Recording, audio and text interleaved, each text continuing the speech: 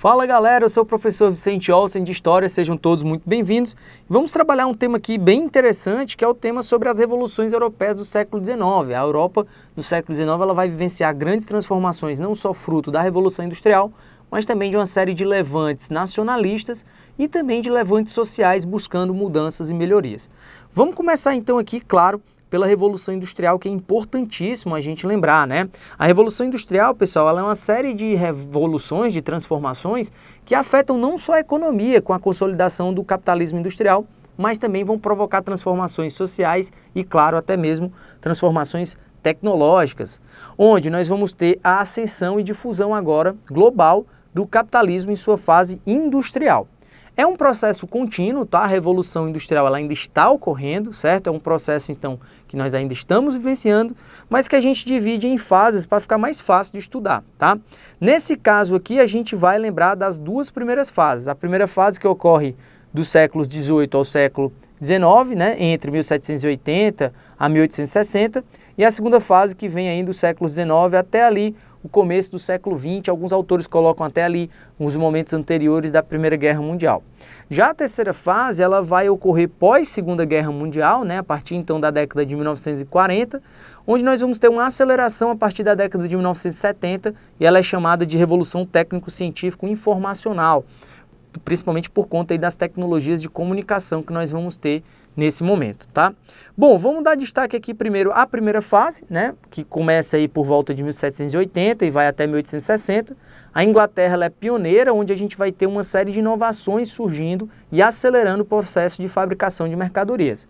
Entre essas inovações se destaca a spinning jenny, né, o tear mecânico inventado em 1764, e o aperfeiçoamento do motor a vapor, também chamado de máquina a vapor, pelo James Watt, em 1769. Isso, inclusive, vai trazer grandes repercussões no sistema de transportes, pois esse motor a vapor também vai ser aplicado em barcos a vapor e depois com o surgimento dos trens a vapor, distribuindo mais rapidamente as mercadorias e os produtos, tá?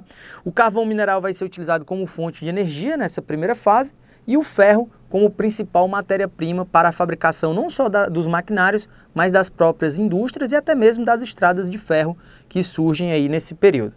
Bom, pessoal, a Inglaterra ela vai ser pioneira no processo de revolução industrial, né? Vale lembrar que ela acumula uma série de capitais, frutos aí de acordos vantajosos, da própria exploração colonial das colônias que ela possuía. Nós temos os lucros advindos também do comércio de escravizados. É sempre interessante lembrar que a Inglaterra ela também foi uma traficante de escravizados.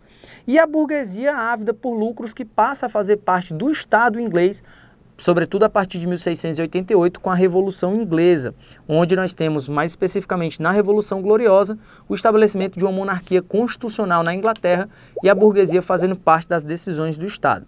Vale lembrar também a grande oferta de mão de obra farta e barata nas cidades que vão se distribuir aí pela Inglaterra, fruto da política dos cercamentos, os chamados enclosures, né, onde há um processo de latifundiarização das terras comunais na Inglaterra. A vida nas cidades vai se tornando cada vez mais difícil, fruto aí desse inchaço urbano, né? Muitas vezes o êxodo rural provocado vai trazer problemas nas cidades, não só a questão do desemprego, da miséria e da fome, mas também o aumento da criminalidade, o aumento do desmatamento, o aumento da poluição, o aumento da população também, ou seja, nós temos transformações aí ambientais e geográficas também oriundas da industrialização.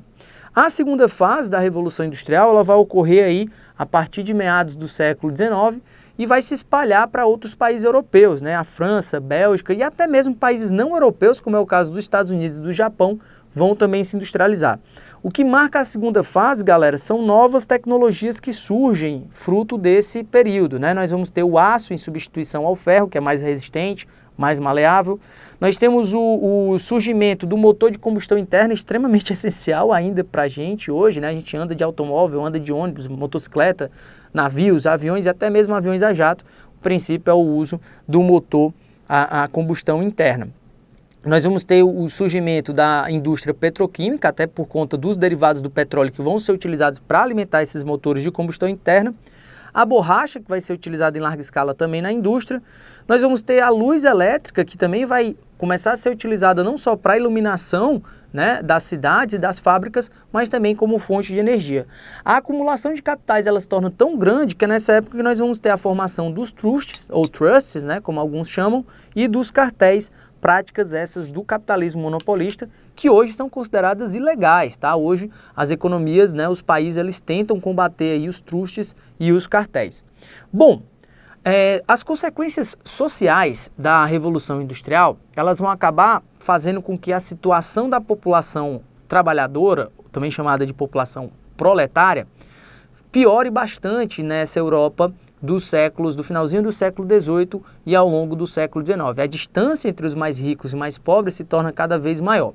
É aí que nós vamos ter o surgimento de uma série de ideias socialistas e de movimentos operários que vão contestar essa realidade de exclusão social.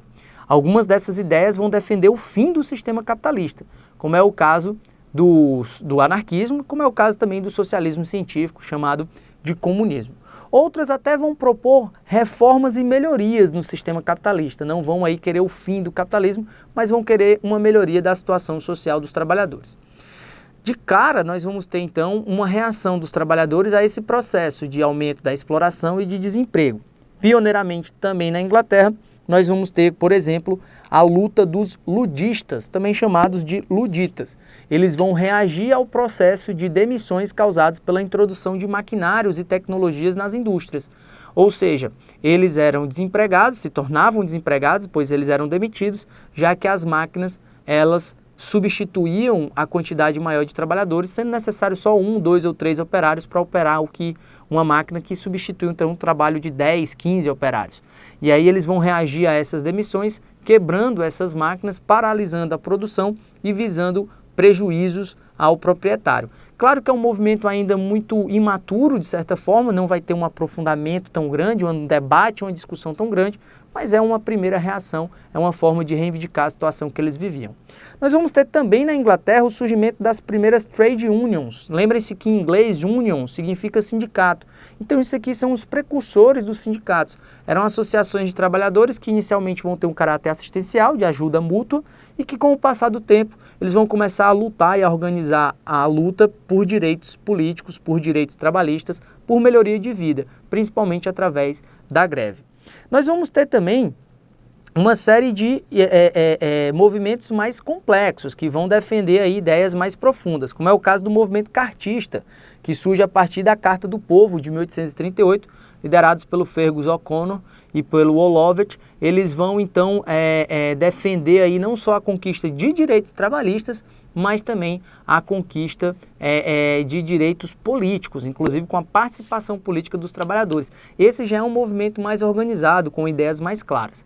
Temos também os autores do socialismo utópico, que vão ser aqueles que defendem ideias sociais de melhorias e reformas no sistema capitalista, mas sem romper com o sistema capitalista, sem propor o fim do capitalismo.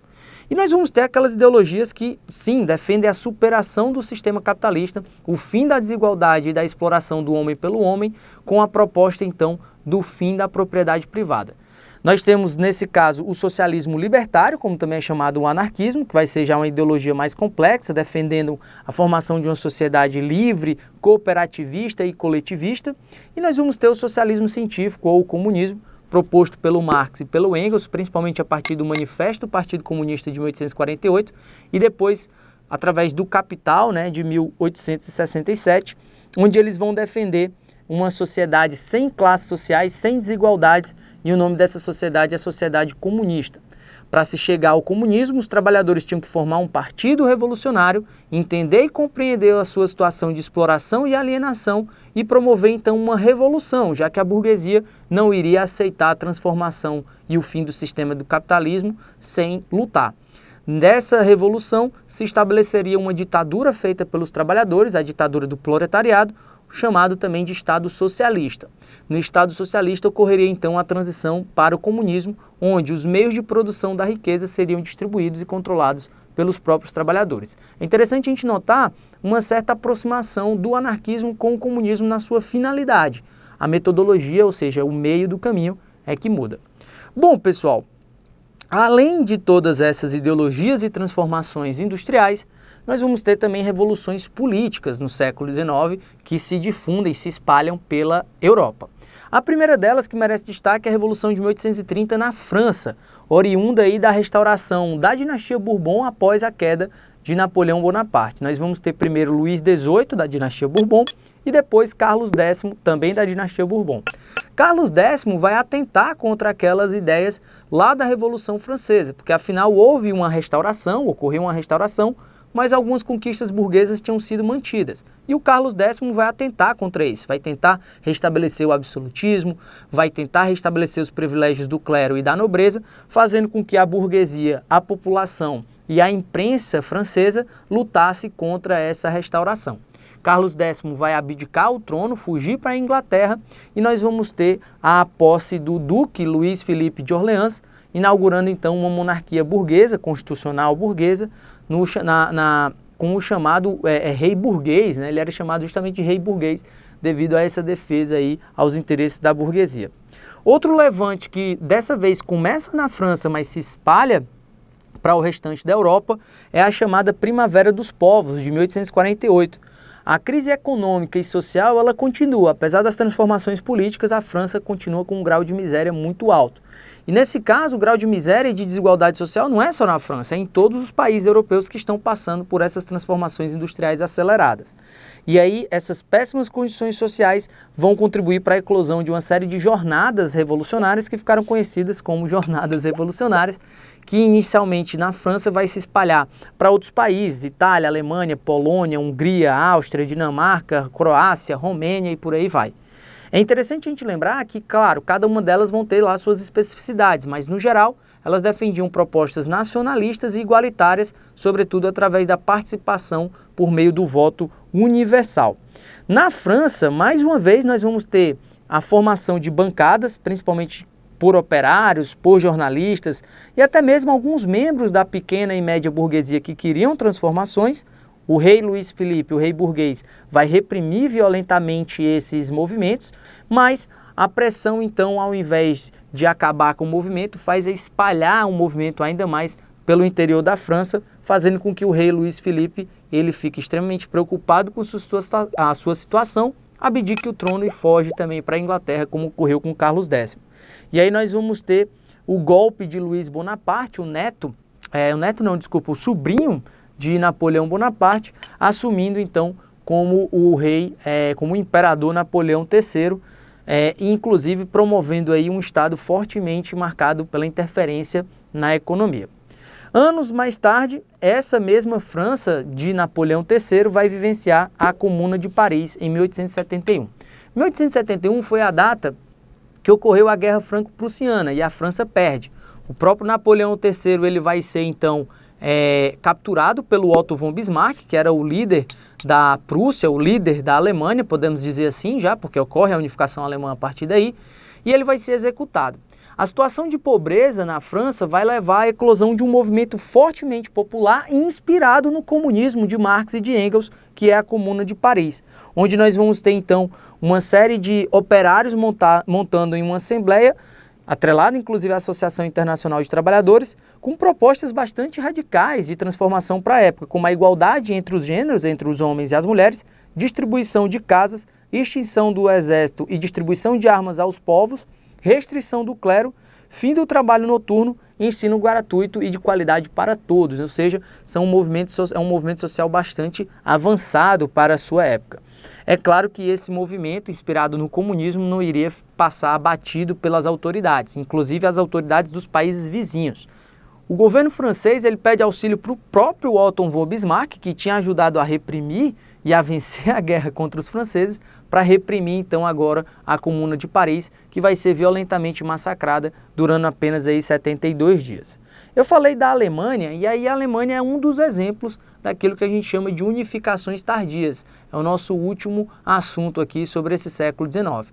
Alguns países ainda no século XIX eram marcados pela fragmentação política e territorial, como era o caso da Itália e da própria Alemanha, que ainda não eram estados nacionais italiano e alemão. No caso italiano, a gente vai ter uma série de tentativas iniciais ainda nas primeiras décadas do século XIX, como foi o caso dos Carbonários, que, e juntamente com os maçons, vão juntar aí a chamada Jovem Itália, liderado pelo Giuseppe Mazzini, nessa tentativa de unificar a Itália os territórios italianos dentro só de um Estado nacional moderno.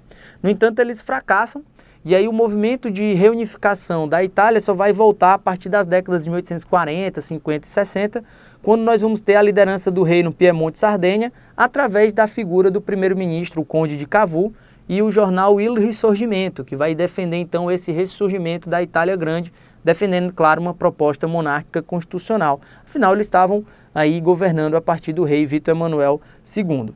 E aí duas frentes internas na Itália, elas surgem, né? A liderada pelo Conde de Cavour, que defende essa monarquia constitucional, e aquela liderada pelo Giuseppe Garibaldi, o mesmo Giuseppe Garibaldi aqui da Farroupilha, aqui do Brasil, que vai defender a proposta de unificação na República.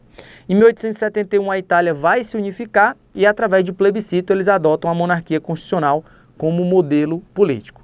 Já a Alemanha, ela vai se unificar a partir de guerras externas, a partir da liderança da Prússia, que era o estado mais rico, com o primeiro-ministro da Prússia, o famoso Otto von Bismarck, o mesmo que combateu lá, que ajudou os franceses a combater a Comuna de Paris, liderando o processo. Primeira união da Alemanha, na verdade, ela vem a partir do Zollverein, ou em alemão Zollverein, né, como eles chamam, que é então uma união aduaneira, uma união comercial. E é a partir dessa união comercial e de guerras contra inimigos externos que a Alemanha vai se unificar. Primeira guerra veio contra a Dinamarca, depois nós vamos ter uma guerra contra a Áustria em 1866, que ajuda inclusive a formação da Confederação Germânica do Norte, e por fim a Guerra Franco-Prussiana de 1871, que vai promover a unificação alemã, contribuindo para a Comuna de Paris, contribuindo inclusive para o sentimento de revanchismo francês, que é uma das causas da Primeira Guerra Mundial. Então a Europa do século XIX é marcada por todas essas transformações políticas, econômicas e sociais. Espero que tenham gostado, bons estudos e até a próxima, galera. Tchau, tchau.